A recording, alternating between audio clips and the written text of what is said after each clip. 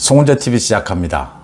추석이 다가오면서 정치권에서는 추석을 입에 올리는 사람들이 많아졌습니다. 여러 가지 정치적인 현안들을 추석 민심과 연결지어서 해석하는 경우입니다. 그만큼 이 추석 연휴에서 밥상머리 민심이라고 하죠. 추석 민심이 어디로 흘러가느냐. 추석에 가족끼리 친지끼리 모여서 많은 정치적인 얘기들을 나누게 되는데 그때 민심의 방향이 어디로 가느냐에 따라서 전국이 또 한 번 크게 바뀐다라고 하는 부분입니다. 이번 추석의 밥상머리에는 어떤 이야기가 오를까? 역시 가장 이재명과 이준석, 그 다음 총체적으로 윤석열 정부의 당정대 쇄신이 제대로 되어 가고 있느냐? 이준석과 이재명 문제도 역시 윤석열 대통령의 당정대 쇄신 구상의 한 축으로 자리 잡고 있는 부분이다라는 것입니다. 많은 얘기들이 나옵니다. 윤핵관들이 이선으로 퇴진했다. 이제는 윤핵관에서 검핵관으로 검사 출신들로 권력이 이동이 됐다. 대통령실이 재편되고 있다. 정 부분 장관들, 지금 교육부 장관과 보건복지부 장관은 아직 임명을 하지 못하고 있습니다. 그 부분은 어디로 가느냐? 당 부분, 새 비대위 오늘 그러니까 상임전국위에서 만장일치로 당헌 개정안이 통과를 했습니다.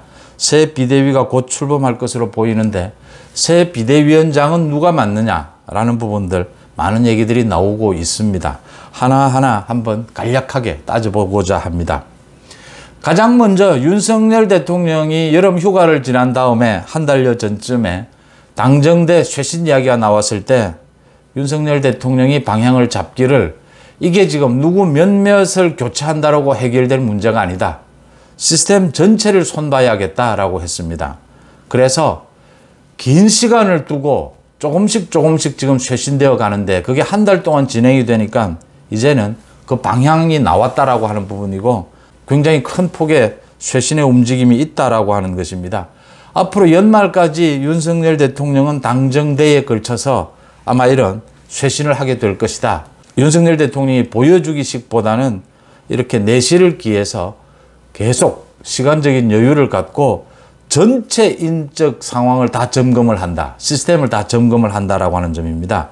그러니까 대통령에 당선되고 난 이후에 정치 경험이 많지 않으니까 여러 사람들의 의견을 들어서 당정대를 꾸렸는데 이제는 윤석열 대통령식으로 윤석열식의 당정대 쇄신을 하겠다라는 뜻으로 읽힙니다. 가장 두드러진 것이 대통령실 개편입니다.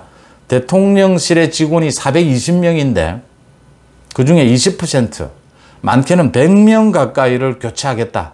이미 나간 사람도 많고 교체하겠다라고 하는 것인데 그 대상이 대부분 정치권에서 온 사람들이다. 소위 윤핵관의 비서들이다. 그래서 대통령의 비서가 아니라 친윤 의원들의 비서 행동을 한 것이 아니냐. 이런 이야기가 나왔던 것은 그동안 지난 100일 넘게 대통령실에서 많은 문제들이 불거졌습니다. 대통령실 내부에서 흘러나가지 않아야 될 정보들이 그대로 원형 그대로 지금 정치권에 흘러나가고 있고 또 여러 가지 업무 능력이나 태도 면에서 문제가 많았다. 이 부분이 두드러지는 것은 그러니까 윤석열 대통령의 스타일 또 윤석열 대통령이 신뢰하는 지금 검핵관으로 이동을 했다라고 하는 건 검사 출신들, 관료 출신들이 볼 때는 이 정치권에서 들어온 사람들의 태도나 업무 능력이 굉장히 문제가 있다. 이렇게 보였던 겁니다. 그 다음 많은 사고도 일어났습니다.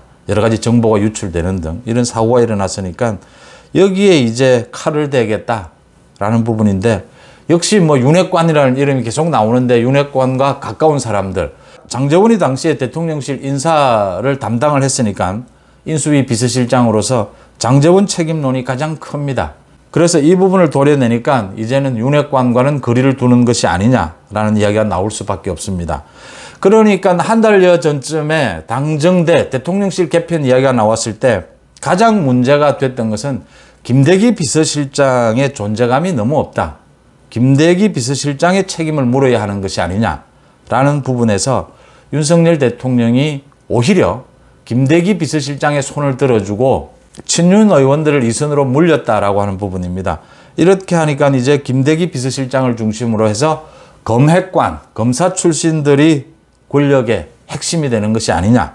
윤핵관이 소위 물러난 자리에, 이 윤핵관이란 말은 좋은 것이 아닌데 친윤 핵심들이 물러난 자리에 이제 이런 평가가 나올 수밖에 없는 대목인데, 윤석열 대통령이 지금 비서관 이하의 이런 대대적인 물갈이를 하고 난 다음에는 수석들, 비서실장에 대한 교체도 할 것이다, 이런 예상들입니다. 그러니까 지금 수석이나 비서실장이 문제가 없어서 이렇게 밑에 직원들만 이렇게 물갈이를 하는 것이 아니고, 직원들 물갈이를 먼저 하고 난 다음에 이게 워낙 대폭이니까 그 다음에 이제 비서실장을 비롯해서 수석들의 책임도 묻지 않겠느냐. 검핵관, 검사 출신들은 이미 오랫동안 윤석열 대통령과 손발을 맞춰온 사람들이기 때문에 크게 상처를 받지는 않을 것이다, 이렇게 보입니다. 친윤 핵심들과 거리를 두는 것은 분명해 보입니다. 그런데 대통령실은 앞으로도 더 이제 비서실장을 비롯해서 수석들도 교체될 것이다 라고 전망이 되는 부분이고요. 지금 친윤 핵심들과 권성동과 장제원입니다. 대표적으로 권성동과 장제원에 대해서 거리를 좀 둘 수밖에 없고, 장제원은 이미 백의 종군을 선언을 했고, 권성동도 지금 새 비대위가 출범하고 나면 이제 사퇴할 것이다 라는 것이 기정사실이 되어가고 있습니다. 이렇게 이선으로 물리는 것은 지난 당을 정비하는 과정에서 권성동, 장제원, 소위 친윤 핵심들이 이준석 부분을 정리하거나 이런 여러 가지 문제에 있어서 매끄러운 솜씨를 전혀 보여주지 못했다라고 하는 것입니다. 그러니까 윤석열 대통령이 취임하고 난 뒤에 이렇게 친윤 핵심 의원들을 중심으로 해서 당정대를 꾸렸는데, 대통령실이 돌아가는 것, 이것도 전혀 윤석열 대통령의 눈높이에 맞지 않았다. 지금 당이 돌아가는 것도 윤석열 대통령의 눈높이에 전혀 맞지 않았다. 정부부는 이제 교육부 장관과 보건복지부 장관 임명만이 남아 있습니다. 그 부분에 대해서는 인사검증에서 시간이 많이 걸린다라고 하는 이야기입니다. 그래서 좀 늦어지고 있다라고 하는 이야기인데, 당 부분은 역시 친윤 핵심들이 서로 갈등을 일으키면서 이 이준석 부분도 제대로 정리하지 못하고 당을 좀 안정화시키는 데 실패했다. 윤석열 대통령이 그 부분에 대해서 좀 거리감을 둬야겠다라고 판단했다라고 하는 점입니다. 문제는 당 부분도 마찬가지입니다. 대통령실도 그렇지만 지금 친윤 핵심들이 이선으로 물러나긴 했지만, 그러면 이 자리를 누가 차지할 수 있을 것이냐. 지금 초재선들 이야기가 나옵니다만 아직 초재선들에게 힘이 실렸다라고 보기는 힘들고, 이 자리를 누군가가 차지해야 하는데, 그게 당장 새 비대위가 출범하고 나면 새 비대위원장을 누구로 할 것이냐. 그 다음 전당대회를 열게 되면 당대표는 누가 될 것이냐. 이제 새로운 지도체제가 뽑히는 부분입니다. 이 부분과 연동해서 친윤 핵심들이 앞으로 어떤 권력관계를 보이느냐, 이게 지금 중요해졌다라고 하는 겁니다. 당장 새 비대위가 출범을 하는데 주호영 비대위원장이 또 거론이 되고 있습니다. 1차 가처분 신청이 주호영 위원장의 책임은 아니었다. 2차 가처분 신청 재판도 남아있고 또 새 비대위원장을 뽑아야 하는데 주호영이 적절하지 않겠느냐. 지금 다른 대안들은 나오지 않고 있습니다. 여기에서 윤석열 대통령의 고민이 있습니다. 친윤 핵심들을 뒤로 물리는 것까지는 좋은데 누가 이걸 대체할 수 있겠느냐라고 하는 부분입니다. 이게 잘못하면 이준석, 제2의 이준석은 아니겠지만 윤석열 정부에 상당히 부담이 되는 그런 지도체제가 만들어질 수도 있다. 지금 이런 상황에서. 이게 지금 윤석열 대통령의 고민입니다. 과연 주호영은, 친윤의 핵심이라고 하는 권성동은 지금까지 윤석열 정부에 도움이 됐느냐라고 하는 부분입니다. 그래서 지금 윤석열 대통령이 다른 건 몰라도 도어스태핑에서 기자들의 질문이 쏟아져도 답변을 피해가는, 피해가는 게 확실하죠. 여야, 정치권의 문제에 있어서는 답변을 피하고 있습니다. 여야의 문제의 핵심은 여당은 이준석, 야당은 이재명입니다. 이재명의 문제는 검찰과 경찰이 알아서 할 문제고 이준석의 문제는 당에서 알아서 할 문제다 라고 선을 긋고 있는 것입니다. 이게 이준석에 대해서 윤석열 대통령은 분명하게 정치를 같이 할 수 없다라고 하는 것은 분명하고 이준석을 퇴출시켜야 한다라고 하는 것은 분명한데, 지금까지 메시지에서 이준석을 퇴출시키고 새로운 당 지도 체제에 누가 적임자냐라고 하는 부분입니다.